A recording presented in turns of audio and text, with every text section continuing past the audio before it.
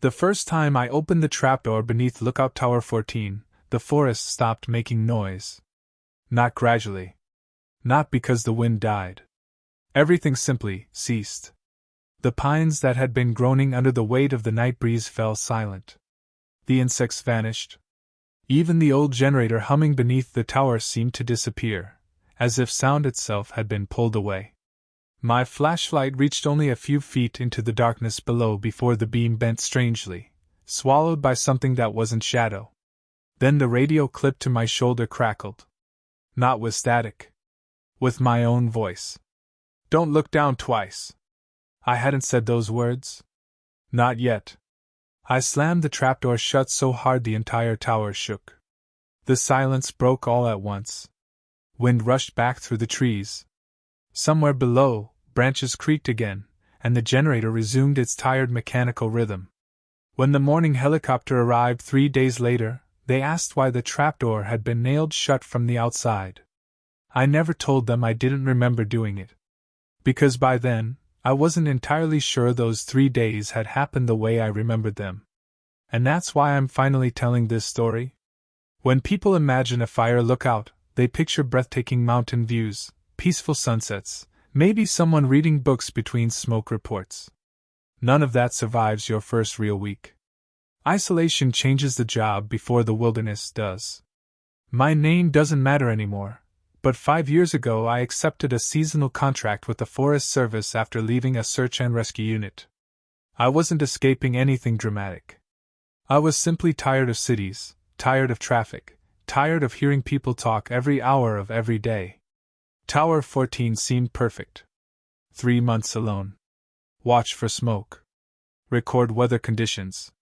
Report lightning strikes. Maintain the radio. Stay alive. That was it. The assignment covered one of the oldest fire lookouts in the northern mountain range, several hours from the nearest town. Supplies arrived every 2 weeks by helicopter unless weather prevented flights. Emergency evacuation could take anywhere from 6 hours to 3 days. I signed the paperwork without reading most of it. That would become a habit I'd regret. The drive into the forest lasted nearly 7 hours after leaving the ranger station. Gravel roads became dirt. Dirt became little more than 2 tire tracks weaving between endless walls of pine. Eventually my truck couldn't go any farther. An aging ranger named Collins met me beside an abandoned maintenance shed with a battered utility vehicle. He didn't shake my hand. Didn't smile. Just loaded my gear into the back. "You ever worked a tower before?" "No." "You sleepwalk?" I laughed. He didn't. "No." Good. That was apparently enough conversation for him. The climb toward Tower 14 wound along narrow mountain roads carved decades earlier. Fog drifted through the trees despite it being early afternoon. Every few miles I noticed faded yellow signs warning against unauthorized trail access. None explained why. About an hour later the tower finally appeared. It stood above the forest on steel supports anchored into exposed granite, weathered gray from decades of storms. The cabin at the top looked smaller than the photographs I'd seen online. Older too. Far older. Several support beams had obviously been replaced over the years, but the original structure remained. It felt less like a workplace than something that had simply refused to fall down. Collins carried my supplies upstairs. He showed me the radio. Weather instruments. Emergency batteries. Water storage. Fire maps. Everything was procedural. Everything made sense. Until he reached the center of the wooden floor. There, hidden beneath a faded rug, was a square iron ring. He covered it again almost immediately. "Storage. Mind if I see?" "No reason to." I assumed it contained canned food or old equipment. People get territorial about storage spaces. Nothing unusual. Before leaving, Collins handed me a worn notebook instead of the standard operating manual. "The printed handbook's upstairs." I looked at the notebook. Most of the pages had been rewritten by hand. Different handwriting. Different ink. Decades of notes. The first page contained only 7 rules. The first 6 were ordinary. Daily weather logs. smoke reporting, generator inspections, radio schedules, emergency frequencies, equipment maintenance. The 7th was different.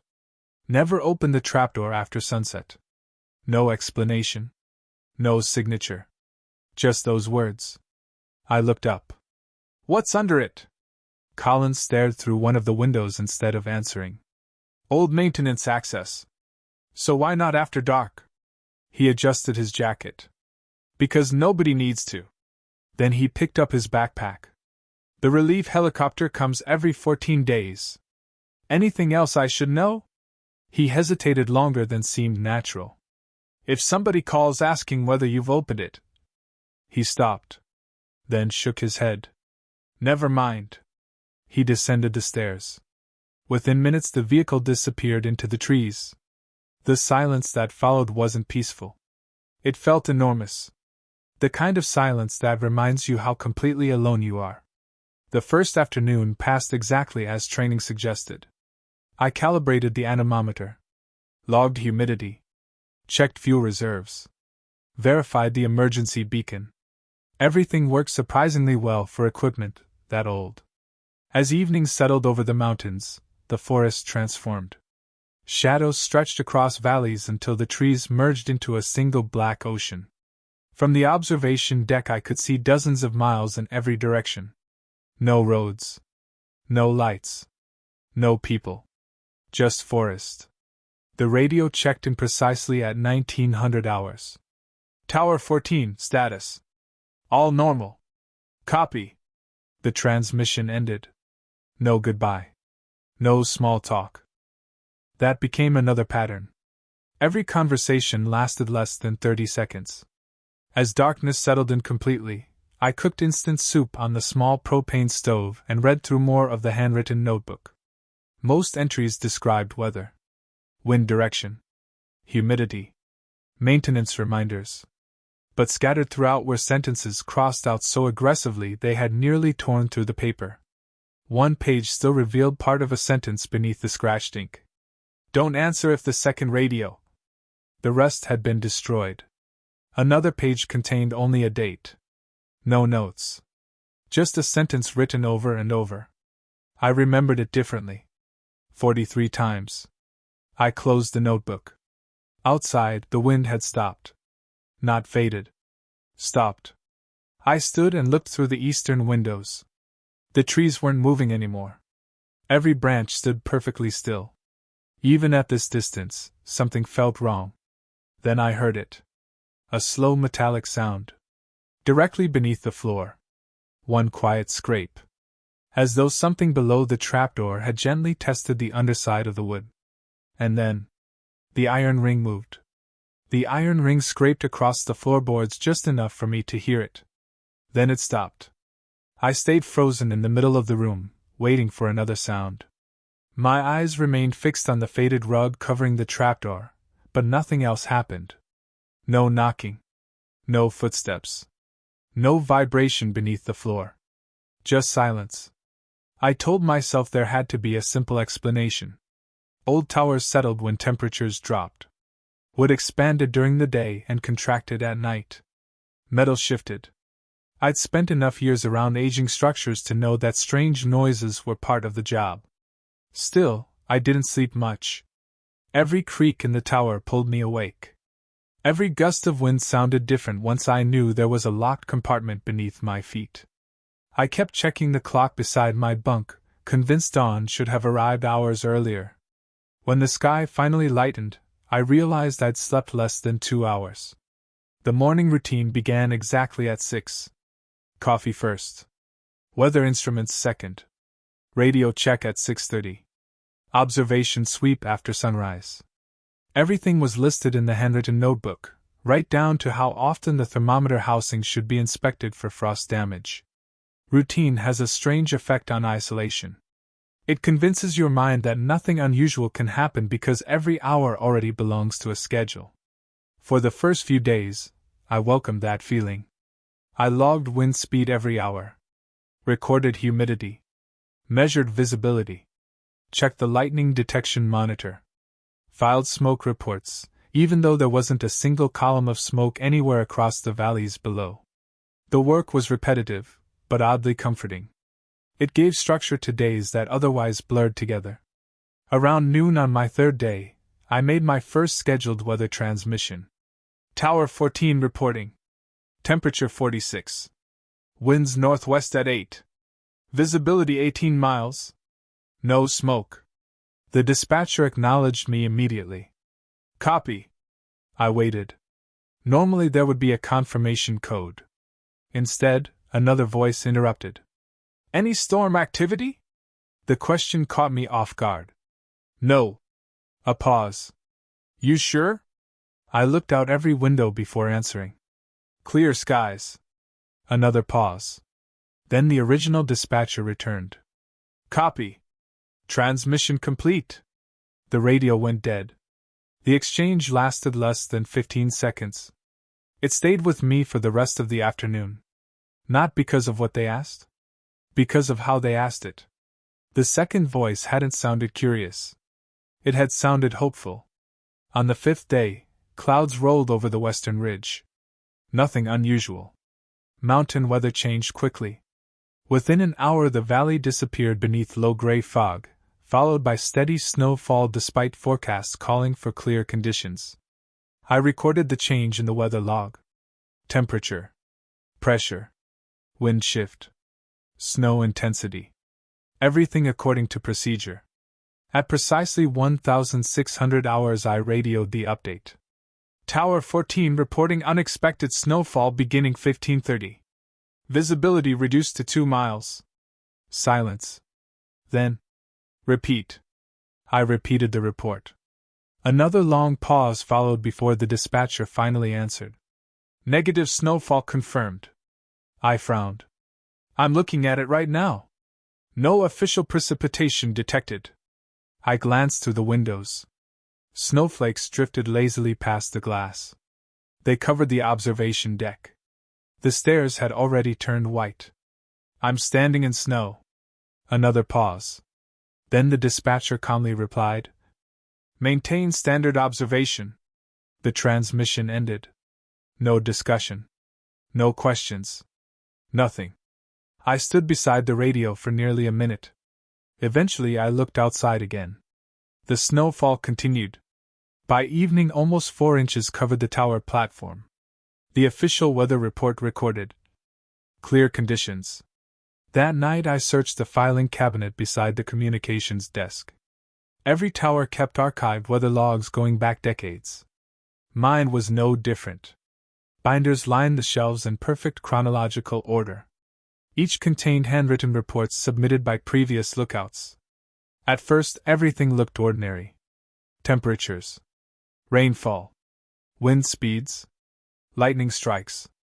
Then I noticed something impossible. There were gaps. Entire dates missing. Not missing pages. Missing days. June 12th. Jumped directly to June 15th. October 3rd. Became October 7th. Sometimes 2 days vanished. Sometimes 5. Once nearly an entire week simply didn't exist. The numbering remained consecutive, as if whoever maintained the records expected nobody to notice. I compared 3 different years. Different gaps. Different dates. Same pattern. It wasn't an accident. Someone had deliberately removed certain records. That evening the radio crackled unexpectedly. No scheduled transmission. Just static. Then a man's voice. 12? No response. 12, report visibility. Static. Another voice answered.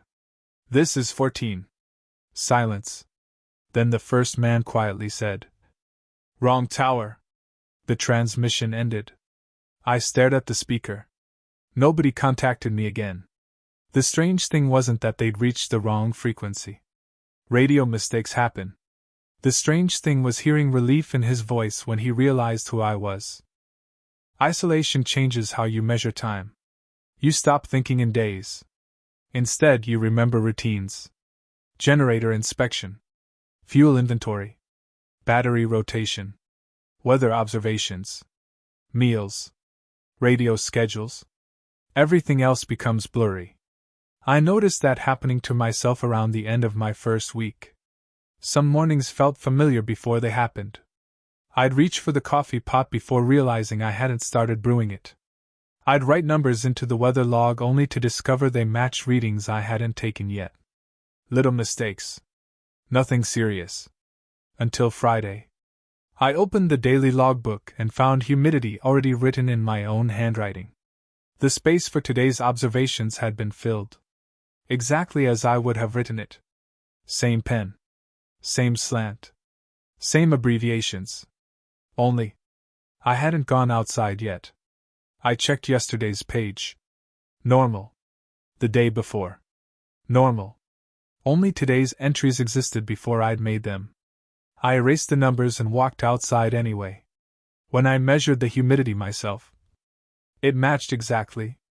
To the decimal. That afternoon the supply helicopter arrived. The pilot never shut off the engine. A cargo net was lowered. Food. Fuel filters. Medical supplies. Fresh batteries. A replacement radio antenna. No passengers. No conversation. One of the crew handed me a clipboard. I signed for the delivery. Before climbing back aboard, he leaned close enough that only I could hear him. "You've looked under the rug yet?" I hesitated. "Why?" His expression changed instantly. Almost frightened. "I didn't ask that." Then he climbed into the helicopter. Seconds later it disappeared beyond the ridge. I watched until the sound faded completely. That night the tower felt different. Not dangerous. Occupied. The sensation made no logical sense. Every room was exactly as I'd left it. Nothing had moved. Nothing had been stolen. Yet I couldn't shake the feeling that someone had entered while I was outside unloading supplies. I checked every cabinet. Every storage shelf. Every corner. Nothing. Finally, I noticed a notebook sitting on the communications desk. I was certain I'd left it beside my bed. When I opened it, a new sentence had appeared beneath Rule 7. The handwriting matched every other note inside. Neat. Patient. Old. It read, "Some storms should never receive names." I stared at the words for nearly a minute. I was certain they hadn't been there before. Then my eyes drifted toward the filing cabinet. Toward the missing weather reports. And for the first time, I realized something that made the cold outside seem insignificant. The erased records weren't random. Every missing date matched one thing. Storms that had never been officially recorded. For the next 3 days, I stopped looking for explanations.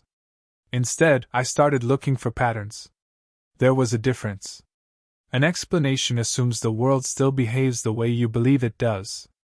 A pattern only asks whether something repeats. Out in a place like Tower 14, repetition became easier to notice than reason. Every morning began at exactly 6. The old brass alarm clock beside my bunk never drifted more than a second. I brewed coffee while the generator settled into its familiar rhythm beneath the tower.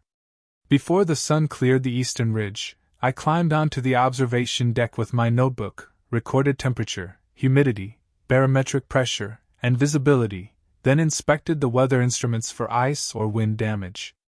The routine remained constant. The world around it did not. I first noticed the birds. There weren't any. Not a few. None. The tower overlooked nearly 40 square miles of dense forest. During orientation I had been told to expect hawks, ravens, migrating geese, even the occasional eagle circling the valleys. Yet every morning the sky remained empty. At first I assumed it was seasonal. Then I searched through older observation logs. Previous lookouts frequently mentioned birds. Asterisk. 3 hawks circling southern ridge. Asterisk. Asterisk. Large raven nesting near western cliff. Asterisk. Asterisk. Migratory flock observed heading northeast. Asterisk. My own journal contained nothing. By the 10th day, I realized I hadn't heard a single birdsong since arriving. That afternoon I climbed halfway down the tower to inspect one of the support braces after noticing rust around several bolts. The structure itself fascinated me. According to the maintenance records, Tower 14 had been rebuilt twice. Once after a lightning strike. Once after foundation instability. No details accompanied either report. As I examined the lower beams, I noticed something carved into the underside of one support post. Not initials. Not graffiti. A sentence.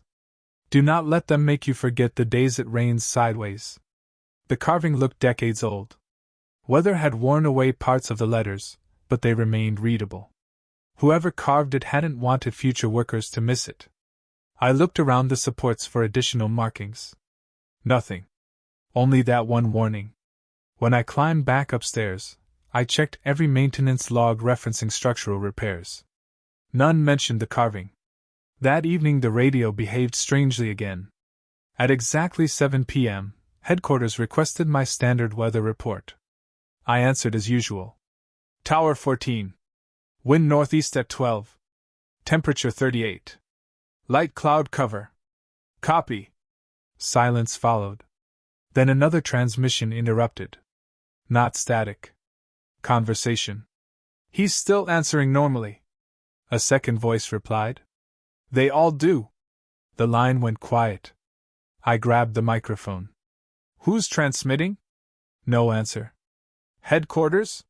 Static. Then the dispatcher returned as though nothing had happened. Tower 14, repeat wind speed. His tone never changed. Neither did mine. Northeast. 12. Copy. Transmission complete. Sleep became unpredictable. Not because I couldn't fall asleep. Because I couldn't remember falling asleep. Several mornings I woke already dressed. Once I found muddy boots beside my bed. I hadn't been outside. At least, I didn't think I had. The weather log complicated that certainty. Each entry remained perfectly organized. Every hourly observation completed. Every signature mine. Nothing missing. Nothing unusual. Except I couldn't remember writing half of it. I tested myself. One morning I intentionally skipped the noon pressure reading. I wanted proof. If someone else was filling in the logs, I'd know. At 12:30 I opened the notebook. The pressure had already been recorded. In my handwriting. Exactly where I'd left the blank space. My stomach tightened. I compared the ink. Same pen. Same pressure against the page. No difference. I searched the tower from top to bottom. No signs of anyone entering. The windows remained locked. The radio room untouched. The supply cabinet sealed. Only one place remained inaccessible. The trapdoor. That evening a storm formed without warning. Not on radar. Not on satellite reports. The sky simply darkened. Clouds rolled over the mountains from every direction at once, swallowing the last traces of daylight almost an hour before sunset. The barometer dropped so rapidly I recalibrated it twice. Both readings matched. Outside, the forest became strangely difficult to judge. Distance no longer looked right. Trees that should have been hundreds of yards away appeared almost close enough to touch. Others seemed impossibly distant. I rubbed my eyes. The effect remained. When I reported the pressure drop, headquarters responded immediately. Confirm visual conditions. Heavy cloud cover. No. The dispatcher paused. What else? I looked outside again. I don't understand the question. Another pause. Then, maintain interior lighting. The transmission ended. No explanation. Night arrived faster than it should have. Snow began falling. Not heavily. Quietly. Large flakes drifted through the darkness, illuminated only when they crossed the tower's floodlights. For nearly an hour, I watched them while reviewing maintenance records. Eventually I realized something impossible. The snow wasn't reaching the ground. It simply vanished. About 20 feet below the observation deck, every snowflake disappeared into empty air. There was no wind. No mist. Nothing visible interrupting their fall. The flakes just ceased to exist. I grabbed binoculars. The effect remained. Above a certain height, snowfall looked normal. Below it, nothing. As though the night itself refused to let the snow continue downward. The generator coughed once. The lights flickered. Then every bulb inside the tower dimmed to a pale yellow. The emergency battery indicator remained green. Power hadn't failed. Something else had changed. A low pressure settled inside my ears. Not painful. Just enough to make swallowing difficult. The radio emitted a burst of static before switching on by itself. No one spoke. Instead, I heard breathing. Slow. Measured. Patient. It continued for almost 30 seconds. Then a voice whispered, "Don't answer if it knows your name." The transmission ended. I checked every frequency. Nothing. Emergency channel. Silent. Maintenance channel. Silent. Regional dispatch. Silent. The entire network had gone dead. Outside, the wind disappeared. The snowfall stopped in midair. Not gradually. Instantly. Thousands of white flakes hung motionless beyond the windows, suspended like tiny stars. I blinked. None of them moved. For several seconds the world seemed frozen. Then every light inside the tower went out. Complete darkness. The generator still ran beneath my feet. I could hear it. But the lights refused to return. I reached for my flashlight. Before I switched it on, something heavy moved beneath the floor. Not a scrape. Not settling wood. Footsteps. Slow. Measured. Circling directly beneath the trapdoor. One complete lap. Then another. Each step perfectly deliberate, as though whatever was below already knew exactly where I was standing. I backed away without making a sound. The footsteps stopped. Silence returned. Then, from somewhere outside the tower, far beyond the reach of the floodlights, came the unmistakable sound of someone climbing the metal stairs. One step. Then another. Slowly. Patiently. Toward the door. The footsteps stopped just outside the door. Not on the landing below. Not halfway up the staircase. Directly outside. I stood in complete darkness with one hand wrapped around my flashlight and the other gripping the edge of the communications desk so tightly my fingers hurt. The generator continued humming beneath the tower, steady as ever, but every light inside remained dead. Whoever, or whatever, had climbed those stairs wasn't moving anymore. I waited. 10 seconds. 30. A full minute. Nothing. No breathing. No knocking. No attempt to enter. Just an unbearable stillness pressing against the walls. Eventually I forced myself to switch on the flashlight. The narrow beam cut through the room, revealing everything exactly where I'd left it. My bunk. The stove. The weather instruments. The radio. Nothing disturbed. Only the front door. I stared at it for nearly another minute before walking across the room. The deadbolt was still locked. The chain remained fastened. There were no footprints on the wooden floor leading away from it. Slowly, I unlocked the door and pulled it open. The observation deck was empty. Fresh snow covered every plank. There wasn't a single footprint. Not one. The metal staircase spiraled downward through the darkness, coated in untouched snow that should have preserved every step. No tracks climbed toward the tower. No tracks descended from it. The snow looked as though no one had walked there for days. Yet I had heard every footstep. Each metallic clang had been unmistakable. I closed the door without another look. The lights returned exactly 17 minutes later. I know because I checked the clock the moment the bulbs flickered back to life. Nothing else happened that night. The radio remained silent. The pressure inside my ears disappeared. The snow resumed falling as though it had never frozen in midair. By sunrise the mountain looked perfectly ordinary. I'd almost convinced myself exhaustion had distorted my senses. Then I found the maintenance ledger open on the communications desk. I hadn't left it there. The book had been inside the filing cabinet before the power failed. Someone, or something, had moved it. A single page had been folded at the corner. The entry was dated October 9th, 1987. There was no author's name. Only a maintenance report. Asterisk. Inspected lower access chamber after event 31. Asterisk.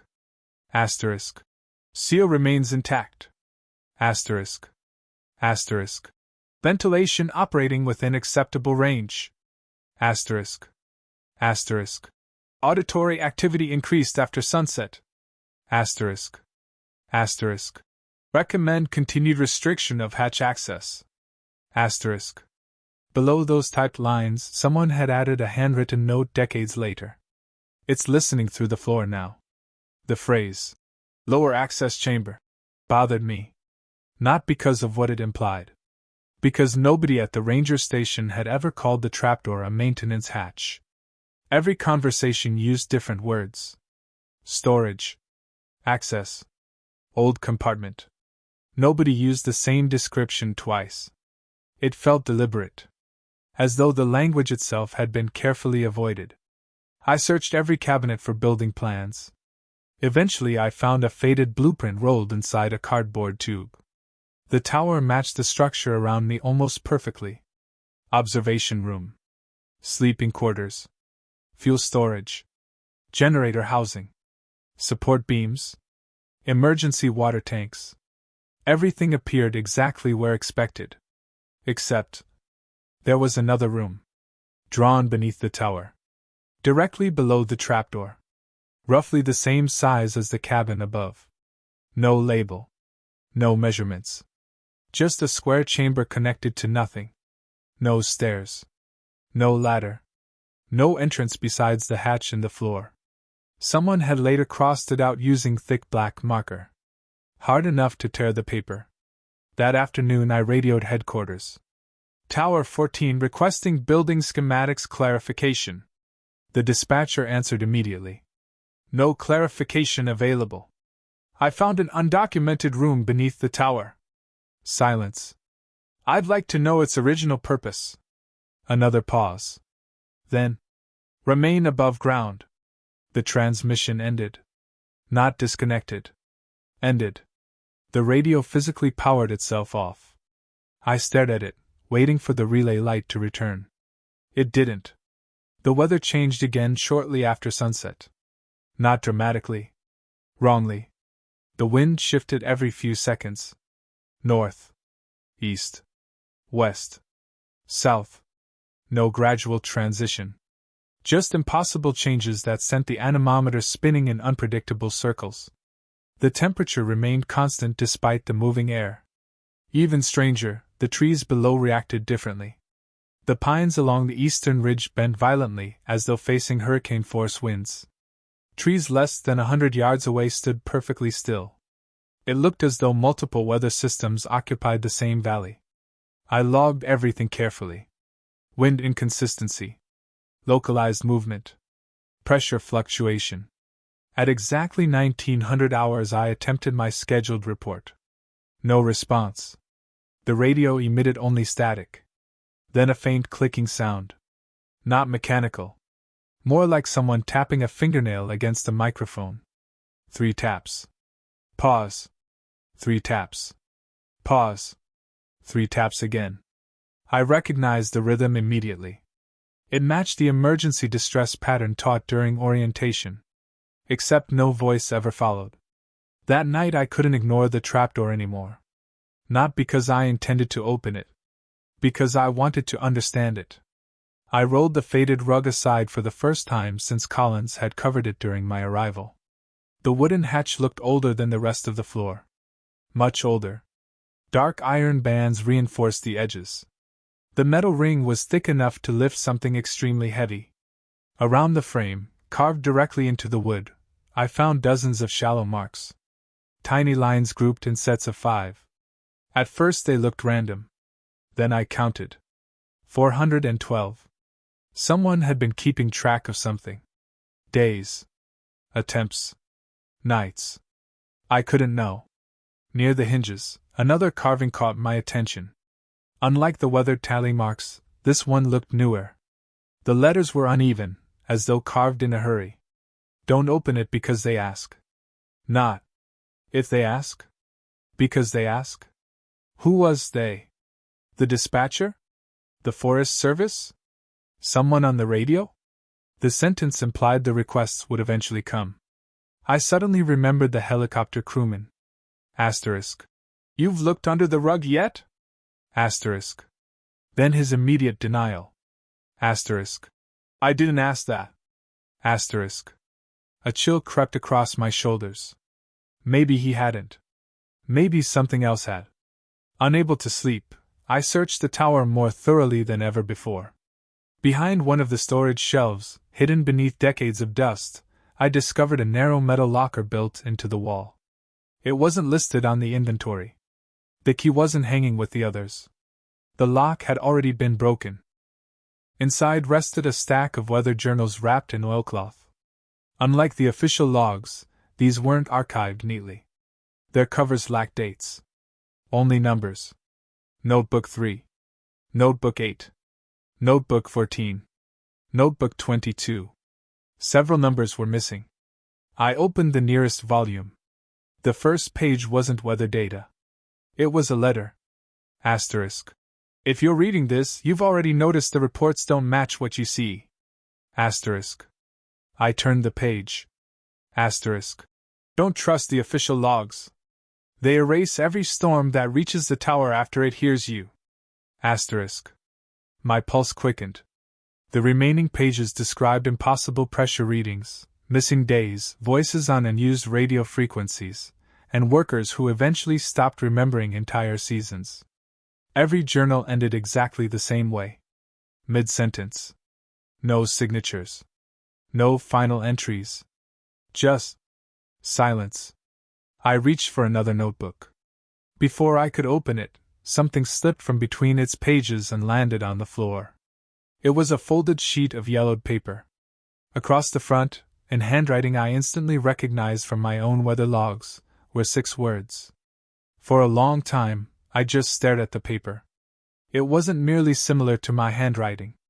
It was mine. The way I crossed my sevens. The slight rightward slant in every sentence. The habit of leaving too much space after commas. Even the pressure marks pressed through the paper matched the way I wrote weather observations every morning. I turned the sheet over. Blank. No date. No signature. Only those 6 words. I knew you would find these. I searched my memory, trying to convince myself I'd written it during training or sometime after arriving at Tower 14. Nothing. No memory of the paper. No memory of hiding the journals. No memory of breaking open the locker. It felt less like discovering someone else's secret, and more like stumbling across evidence that part of my own life had been carefully removed. I folded the page and slipped it into my jacket pocket. I didn't know why. It simply felt wrong to leave it behind. The next morning began with another routine weather report. Or at least I thought it did. I checked the thermometer. 29 degrees. Barometric pressure had fallen overnight but remained within normal limits. Visibility stretched nearly 20 miles across the eastern valleys. I keyed the microphone. Tower 14 reporting. Temperature 29. Wind southwest at 6. Visibility 20 miles. Static. Then the dispatcher answered. Tower 14. A pause. Repeat yesterday's report. I frowned. This is today's report. No. Another pause. We already received today's report. The words settled into the room with an impossible weight. I looked at the clock. 6:42 a.m. I had been awake since 6. No one else could have used the radio. There must be a mistake. Silence. Then, maintain procedure. The transmission ended. I checked the outgoing transmission log built into the radio console. There it was. A successful weather report from Tower 14. Timestamp. 6:11 a.m. 31 minutes before I had picked up the microphone. The thought stayed with me all morning. Had I reported the weather and forgotten? Sleepwalking no longer explained enough. The previous week's missing memories had mostly involved journals and routine tasks. Now the radio itself insisted I had spoken to headquarters without remembering it. I replayed every moment since waking. Coffee. Generator inspection. Wind gauge. Thermometer. Nothing missing. Nothing blurred. Yet the transmission existed. I found myself listening more carefully to ordinary sounds. The ticking clock. The hum of fluorescent lights. The soft vibration of the tower whenever the wind shifted. Everything felt normal. Almost too normal. Like a stage set assembled to imitate ordinary life. Around noon, clouds appeared over the northern ridge. Not unusual. Until I noticed they weren't moving. For nearly 40 minutes they remained perfectly fixed against the horizon despite strong upper-level winds. The trees below swayed continuously. Snow drifted across the observation deck. But the clouds stayed frozen. Eventually one of them changed shape. Not gradually. Instantly. One moment it resembled a long gray bank. The next, it looked disturbingly like a human profile. A forehead. A nose. A chin. Far too large to comprehend. I blinked. The formation collapsed back into ordinary clouds. I told myself it had been coincidence. Human brains recognize faces everywhere. That explanation lasted less than a minute. Because the barometer suddenly dropped 6 millibars. Instantly. No storm system could produce a change that abrupt. The emergency alarm sounded. Not the fire alarm. Not the weather alert. A tone I'd never heard before. Low. Steady. Almost mechanical. It echoed through the tower 3 times before stopping. The radio powered on by itself. A pre-recorded voice spoke calmly. Protocol 9. Interior observation only. Do not maintain visual contact beyond 30 seconds. The message repeated once. Then disappeared. I opened the operations handbook. There was no Protocol 9. The handwritten notebook didn't mention it either. Yet somewhere inside the station's electrical system, that recording existed. Waiting. Outside, the weather became impossible. Snow began falling upward. Not swirling. Not lifted by wind. Each flake rose slowly from the ground toward the clouds as though gravity had quietly reversed. I stepped onto the observation deck. The air felt strangely heavy. Breathing required more effort than usual. My ears popped. The forest below had fallen silent again. No branches moving. No distant creaks. No animals. Only thousands of snowflakes drifting into the sky. I instinctively looked at my watch. The second hand had stopped. Not broken. It simply refused to move. The minute hand continued. Only the seconds had frozen. I counted silently. 1, 2, 3. When I looked back, the second hand had jumped forward nearly 40 seconds all at once. That evening I returned to the hidden journals. Notebook 3 belonged to someone named Harris. He never mentioned his first name. His entries began normally. Weather. Maintenance. Smoke patrols. Then the tone changed. Dispatch stopped acknowledging the northern storms. A few pages later. Collins says not to give them names. Another entry. Once a storm has a name, it remembers who reported it. I read the sentence several times. It made no sense. Storms weren't alive. They couldn't remember anything. Yet Harris wrote those words with complete certainty. The final readable page chilled me more than anything else. If they ask whether you've heard someone climbing the stairs. The sentence ended there. The rest of the page had been torn out. Near sunset, the pressure inside the tower changed again. Coffee in my mug developed tiny bubbles across the surface. Cabinet doors drifted open without sound. The fluorescent lights dimmed to a pale blue. Then the radio crackled. Not static. Footsteps. Metallic. Slow. Exactly like the ones I'd heard climbing the stairs nights before. One step. Pause. Another step. Pause. Except these weren't outside. They were coming through the speaker. Climbing. Getting closer.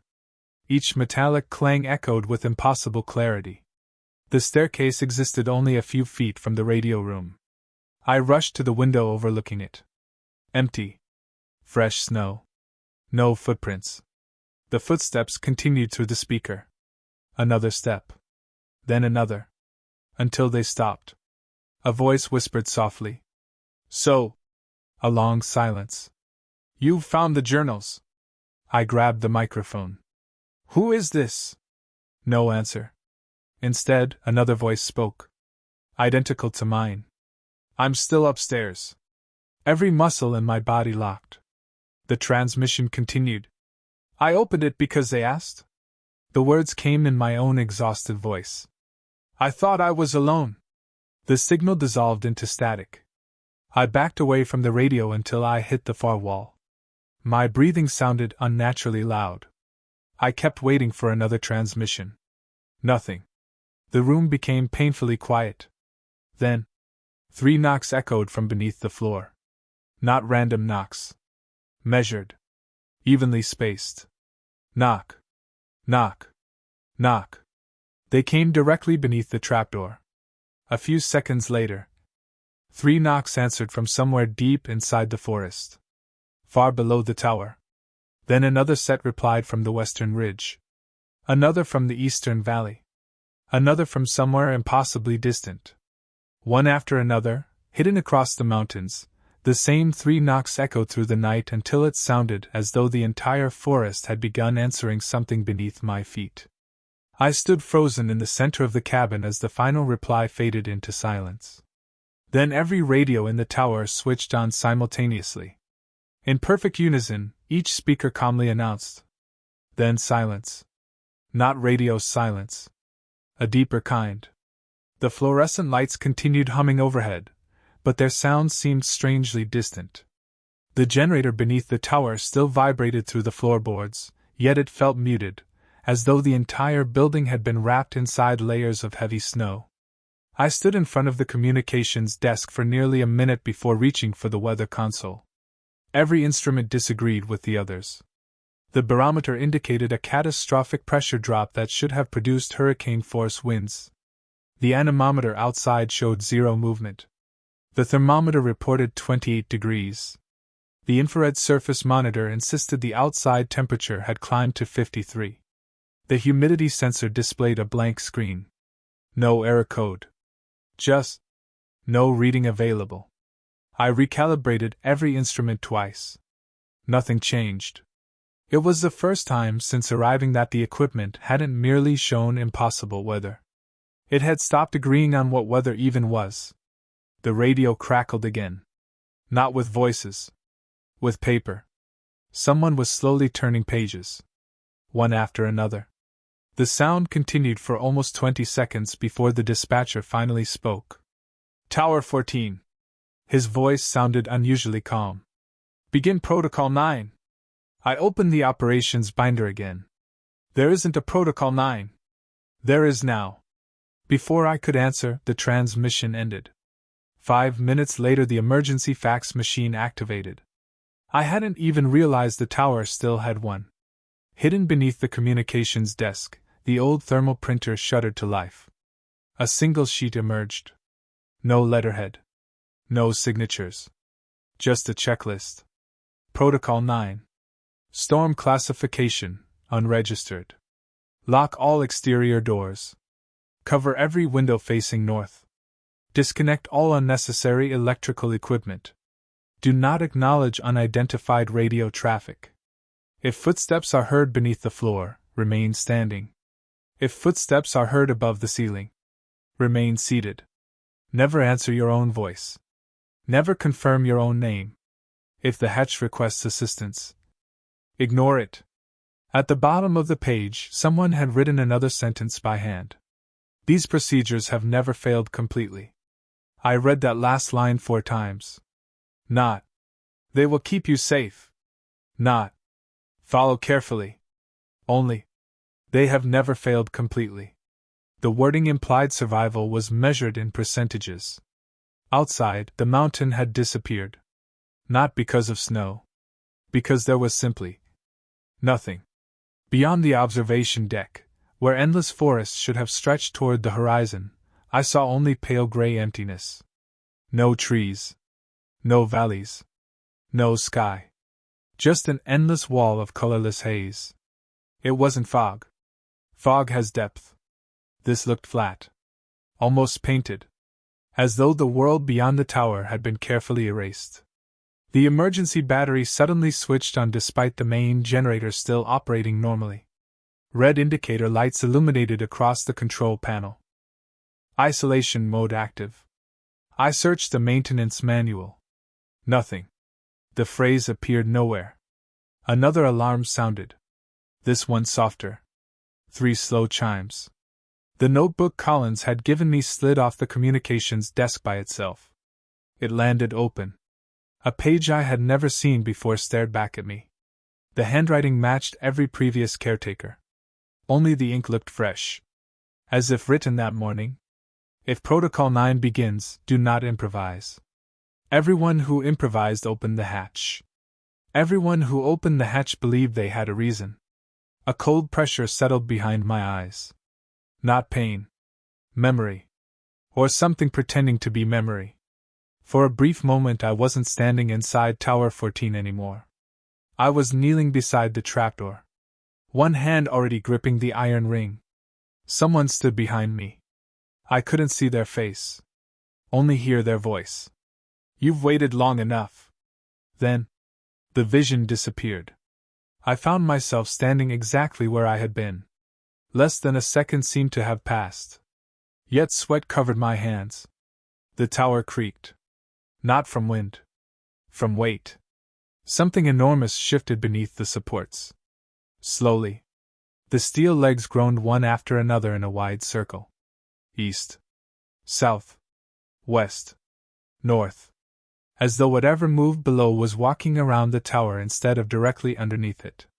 The movement lasted almost a minute. When it stopped, the floor no longer felt level. A marble rolled across the table entirely on its own. The entire structure now leans slightly north. That shouldn't have been possible. The foundation rested on solid granite. The radio switched on again. This time multiple voices overlapped. None finished complete sentences. Visibility. Don't repeat. Third winter. Still below. He remembered. The transmissions sounded decades apart. Some recordings were distorted by age. Others remarkably clear. One voice belonged to Collins. I recognized it immediately. If he starts hearing knocking, he said, don't answer. Another unfamiliar voice replied. He already has. Then static swallowed everything. Darkness arrived nearly 3 hours early. The tower's floodlights activated automatically. Instead of illuminating the staircase, they illuminated snowfall. Only snowfall. The metal stairs had vanished. The light simply ended where the first step should have been. I rubbed condensation from the glass. Nothing changed. The staircase no longer existed. Yet I could still hear it. Metal footsteps. Climbing. Slowly. Patiently. Without stairs.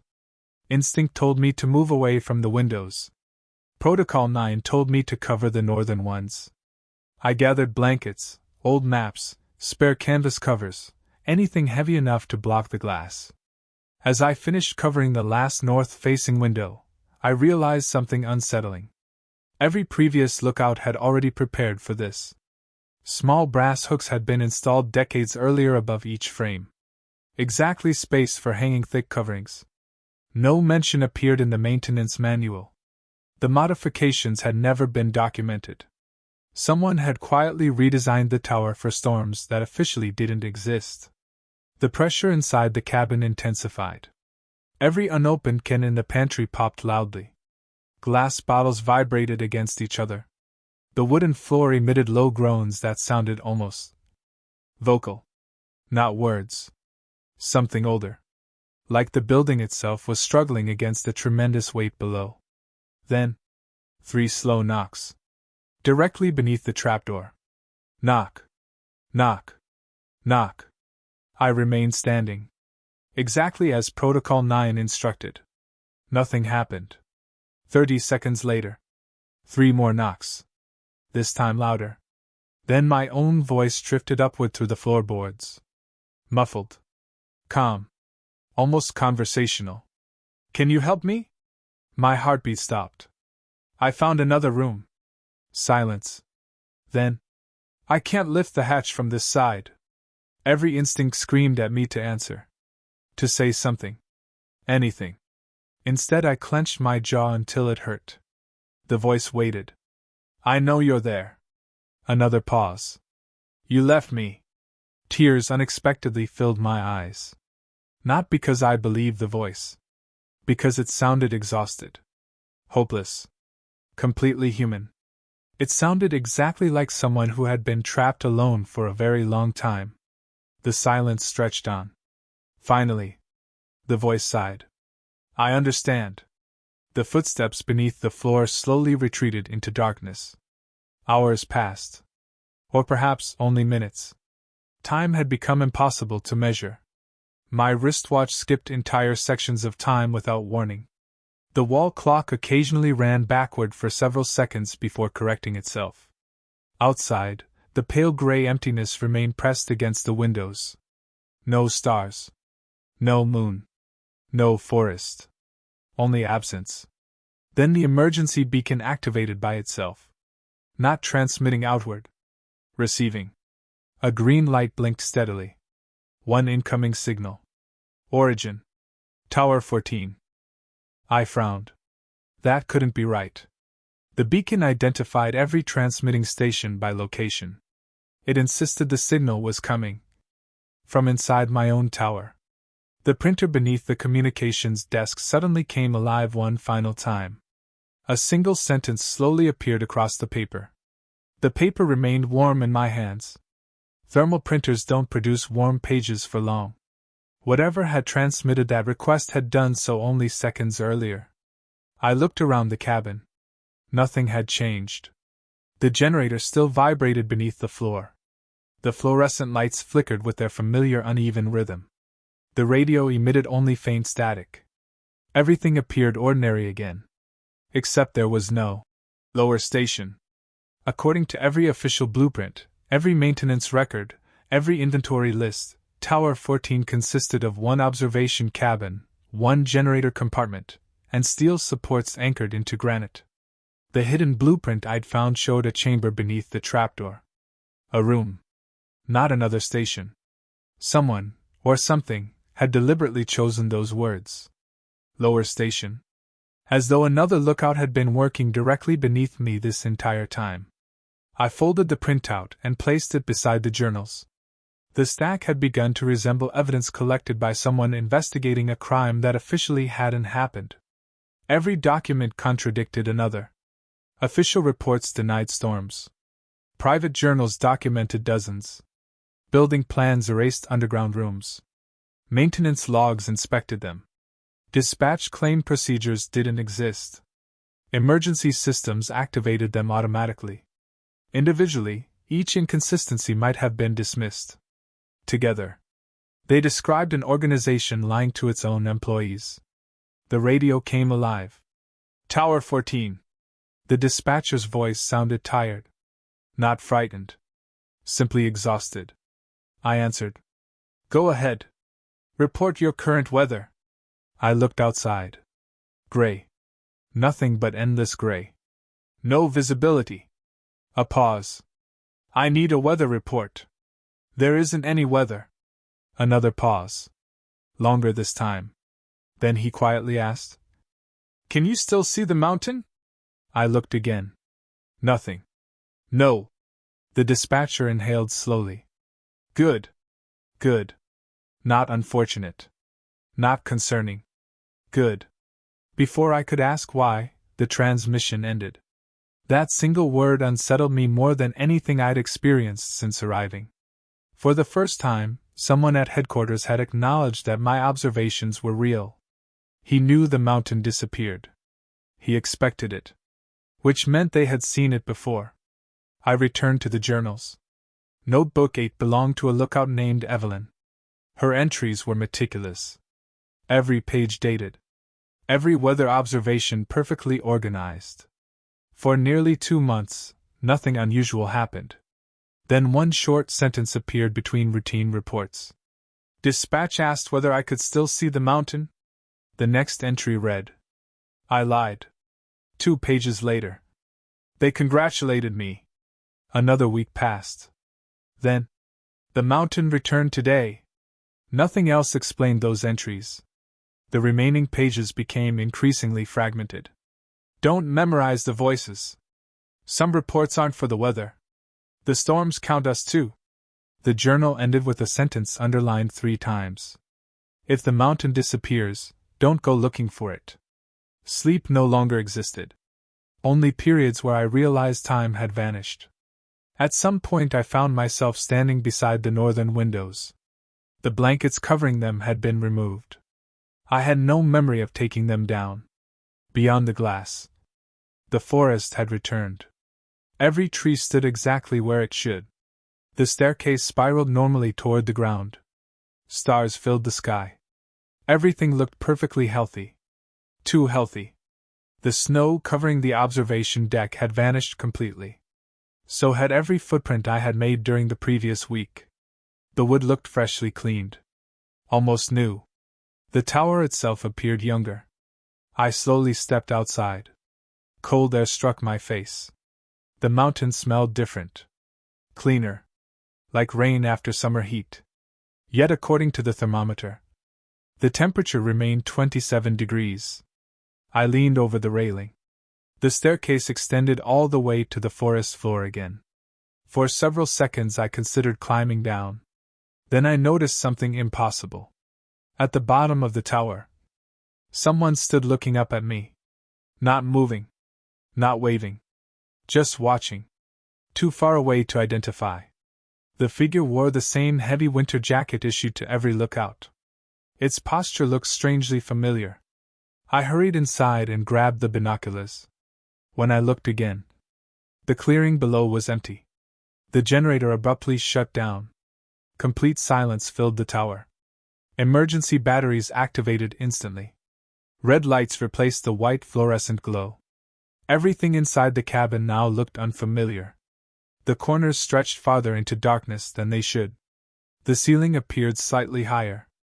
The room hadn't physically changed. Only my perception had. The radio powered itself on. Not through the speakers. Through every electrical device simultaneously. The weather console. The emergency beacon. The fax machine. Even the digital wall clock. One voice spoke through all of them at once. Observation complete. A second voice answered. Subject remains cooperative. My throat tightened. Subject. Not lookout. Not employee. Subject. Another voice joined them. Memory stability decreasing. Then. Recommend continuation. Every device shut off together. I suddenly understood something that should have occurred to me days earlier. Nobody had ever asked whether I was safe. Not once. Dispatch checked procedures. Weather. Visibility. Storm activity. Equipment. Never my health. Never my state of mind. I wasn't being protected. I was being monitored. The station wasn't observing storms. The station was observing the people inside them. That realization changed everything. I stopped assuming the tower existed to survive impossible weather. The impossible weather existed to test whoever occupied the tower. The storms weren't the experiment. I was. The journals supported the theory. Notebook 14 contained dozens of entries describing psychological evaluations disguised as routine transmissions.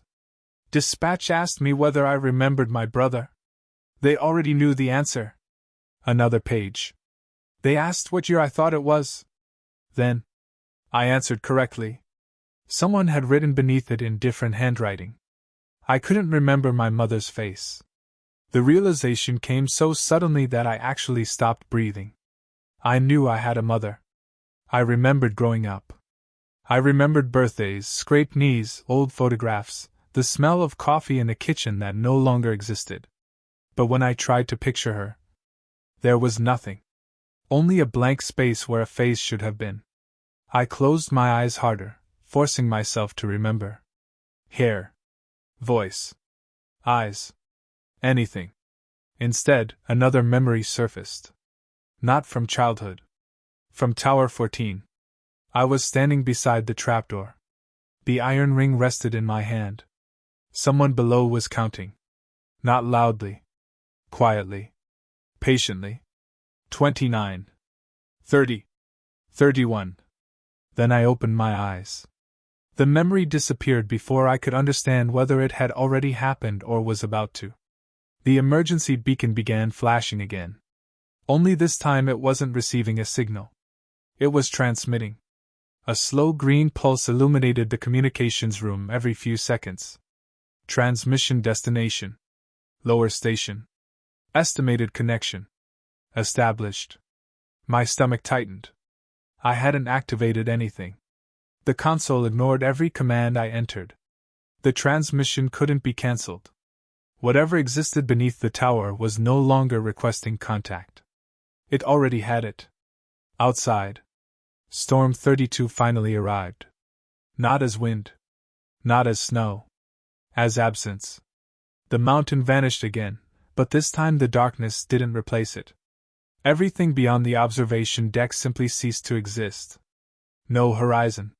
No forest. No stars. No sky. The tower stood alone inside an endless white emptiness that stretched farther than sight. The floodlights illuminated nothing. Their beams traveled only a few feet before dissolving into blankness.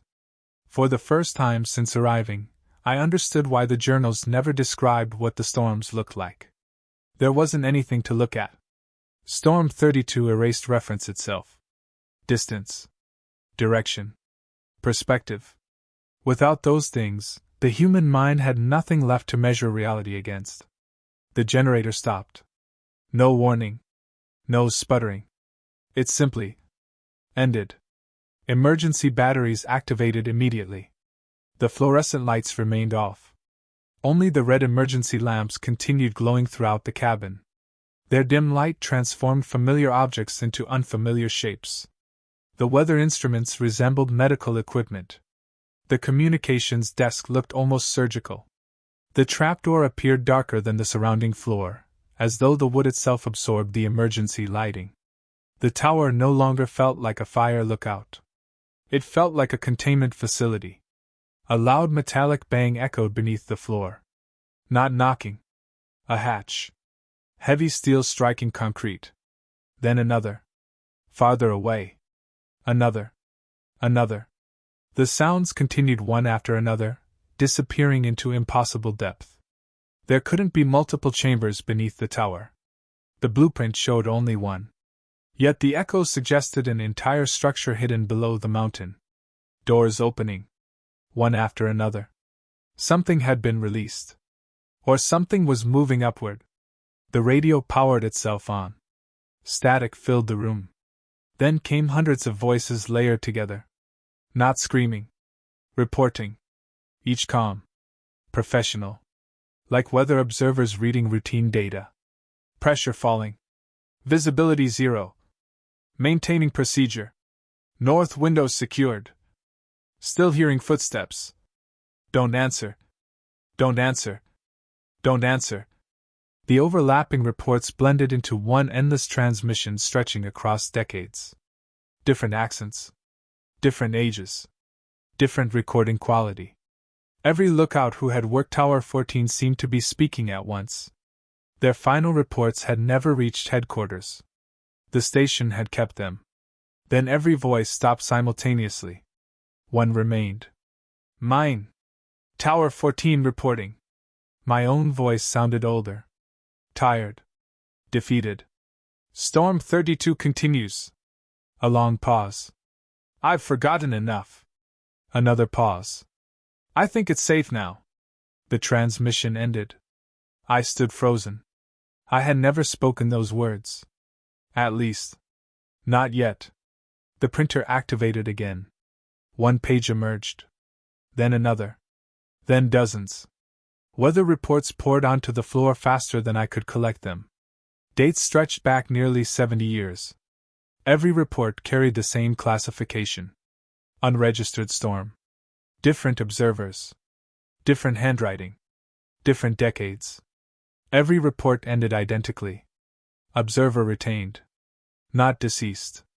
Not evacuated. Retained. As though the observer had become part of the station itself. The pressure inside the tower suddenly vanished. Every sensation disappeared. The weight of my clothes. The cold air. The ache in my legs. Even my heartbeat became impossible to feel. Silence followed. Absolute silence. The kind that hurts. I looked toward the trapdoor. The iron ring slowly lifted by itself. No sudden movement. Just rising. An inch. Then another. The hatch never opened. Only the handle moved. Waiting. Inviting. Patient. Then someone knocked. Not from below. From above. 3 soft knocks echoed across the ceiling. Knock. Knock. Knock. I remembered Protocol 9. If footsteps are heard above the ceiling, remain seated. Nobody had mentioned knocking. The sound came again. Closer. As though someone crawled across the roof. Metal groaned softly overhead. A slow scraping noise circled the cabin. One complete lap. Then another. It matched the footsteps that had once circled beneath the floor. Now they were above me. Something had crossed through the tower. The red emergency lights flickered. For less than a second. The walls became transparent. Not invisible. Transparent. Beyond them I saw other rooms. Other observation cabins. Stacked endlessly above and below mine. Thousands of identical towers extending into darkness. Each occupied. Each illuminated by the same dim red lights. Inside every cabin. Someone stood perfectly still. Watching their own trapdoor. None looked toward me. None moved. The vision disappeared almost instantly. The wooden walls returned. The room became ordinary again. But I knew what I'd seen. Tower 14 wasn't alone. It never had been. The emergency beacon emitted one final tone. A calm automated voice announced, "Relief personnel have arrived." My heart leapt. The helicopter. Someone had come. I rushed toward the window. Outside. A figure slowly climbed the staircase. Heavy winter jacket. Forest Service backpack. Supply crate in one hand. The same equipment I had carried on my first day. The same steady pace. The same cautious movements. As the figure reached the final landing, it looked up. It was me. Not identical. Older. Thinner. Eyes hollow with exhaustion. The version of me outside raised one hand toward the door. Then, in a voice I could hear through the glass without the window opening, he spoke only 4 words. "You've stayed long enough." Before I could react, the trapdoor beneath my feet unlocked itself. With a slow, echoing metallic click. And the hatch began to open. The hatch opened only 6 inches. Then it stopped. No violent movement. No explosion of air. No reaching hands. Just a slow, deliberate opening, as though whoever, or whatever, lay beneath understood that force wasn't necessary anymore. A breath of cold air drifted upward. It wasn't the sharp cold of mountain winters. It carried no scent of pine, damp earth, rust, or machinery. It smelled like nothing. The absence of every smell I associated with the world. I remained exactly where I was.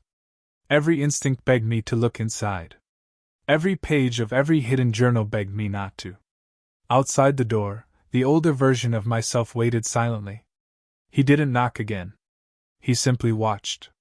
Patiently. As if he already knew what decision I would make. Then the radio came alive one final time. There was no static. No distortion. Only the dispatcher's familiar voice. "Tower 14. I answered without thinking. "Go ahead." A long pause followed. When he spoke again, his voice sounded different. Not official. Not distant. Regretful. I know you've found the journals. I didn't answer. I know you've seen the lower station. Another pause. Then, you've probably figured out by now that none of this is about weather. For the first time since arriving, someone spoke plainly. Not enough to explain everything. Only enough to confirm what I already feared. The storms aren't disasters. They're boundaries. I felt my throat tighten. Boundaries for what? The dispatcher didn't answer immediately. Instead, I heard him inhale slowly, like someone preparing to admit a truth he'd spent years avoiding. We don't study them. We wait for them. Silence settled between us.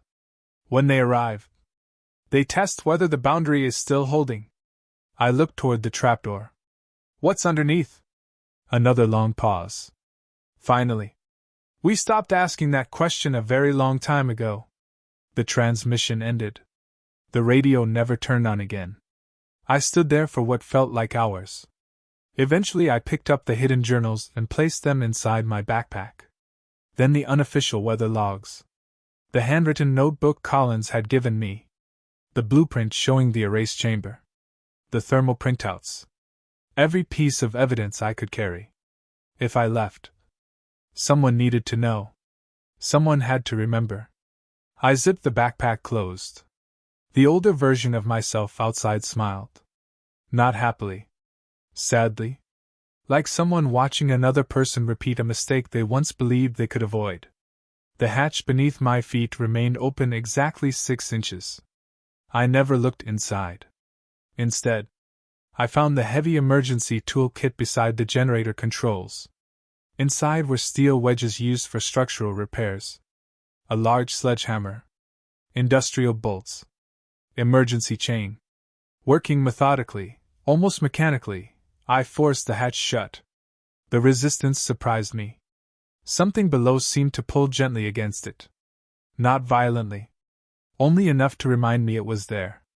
When the hatch finally closed, I drove 2 wedges between the frame and the floor. Then wrapped chain through the iron ring. Bolt after bolt. Link after link. Until the trapdoor could no longer move. The entire process took nearly 40 minutes. Throughout it all, something beneath the floor never made another sound. When I finished, I looked toward the window. The older version of myself had disappeared. Fresh snow covered the observation deck once again. Only one set of footprints remained. Mine. Leading nowhere. Morning arrived quietly. Real sunlight spilled through the eastern windows. Birds. Actual birds. The first I'd heard since arriving. The forest stretched normally across the valleys below. The mountain looked exactly as it had on my first day. The staircase existed. The wind smelled of pine. Every weather instrument suddenly agreed with every other. Barometric pressure. Normal. Temperature. Normal. Humidity. Normal. Storm activity. None. It looked like an ordinary summer morning. If not for the chain wrapped around the trapdoor, I might have believed nothing had happened.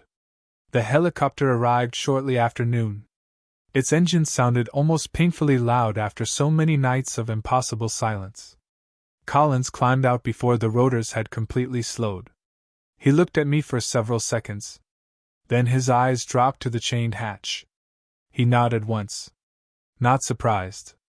Almost relieved. You didn't open it. I almost did. He looked toward the floor. They all almost do. Neither of us spoke for a while. Finally, I handed him the backpack. The journals. He didn't take it. I can't. Why? They're yours now. I don't want them. I know. Another long silence. Then he quietly said, I said the same thing. The words settled into my chest like ice. You work this tower? He didn't answer. He didn't have to. The flight back to the ranger station lasted less than an hour. No one spoke. Below us, endless forests rolled beneath the helicopter. From the air, Tower 14 looked impossibly small. Just another lookout standing alone above the trees. Nothing unusual. Nothing frightening. Nothing worth remembering. By the time we landed, I couldn't remember the exact location of the mountain. The official debrief lasted 11 minutes. A woman from the regional office reviewed routine paperwork, equipment inventory, fuel consumption, weather summaries, maintenance reports. When she reached the final page, she frowned. Interesting. What? There weren't any storms during your assignment. I stared at her. There were several. She rotated the monitor toward me. Every official weather archive showed clear conditions. No snowfall. No pressure anomalies. No emergency alerts. Nothing. The dates I remembered simply contained ordinary weather reports, including reports signed with my own name. The handwriting was mine. The observations weren't. I reached into my backpack. Empty. No journals. No blueprint. No thermal printouts. No handwritten notebook. Only my spare flashlight. A clean change of clothes. And the standard operating manual. The trapdoor rule was gone. 7 ordinary procedures remained. Nothing more. I resigned the following morning. The Forest Service accepted my resignation without asking why. No exit interview. No questions. No attempt to convince me to stay. Within a week I had moved south. Months became years. Eventually I stopped talking about Tower 14. Not because I forgot. Because every time I tried to explain it, small details disappeared. First the dispatcher's voice. Then Colin's face. Then the number of the storm. Eventually I couldn't remember whether the hatch had opened 6 inches. Or never opened at all. Memory faded like old ink left in sunlight. Only one thing refused to disappear. Every winter, on the first night of heavy snow, my weather radio turns itself on. There is never any static. Never any weather bulletin. Only a calm automated voice. Storm 32 has arrived. Then, after a long silence, another transmission always follows. A new lookout reports the morning weather from Tower 14. The voice changes every year. Sometimes young. Sometimes old. Sometimes confident. Sometimes exhausted. But every report ends with the same quiet sentence. Everything appears normal. The transmission always cuts off before anyone can ask about the trapdoor. And every spring, when the Forest Service publishes its list of seasonal fire lookout vacancies, I notice one position that is never removed. Tower 14. Every year, it says the same thing. Position available immediately. As if no one has ever stayed there long enough to fill it. Or perhaps, as if someone is always waiting below, ready to come home.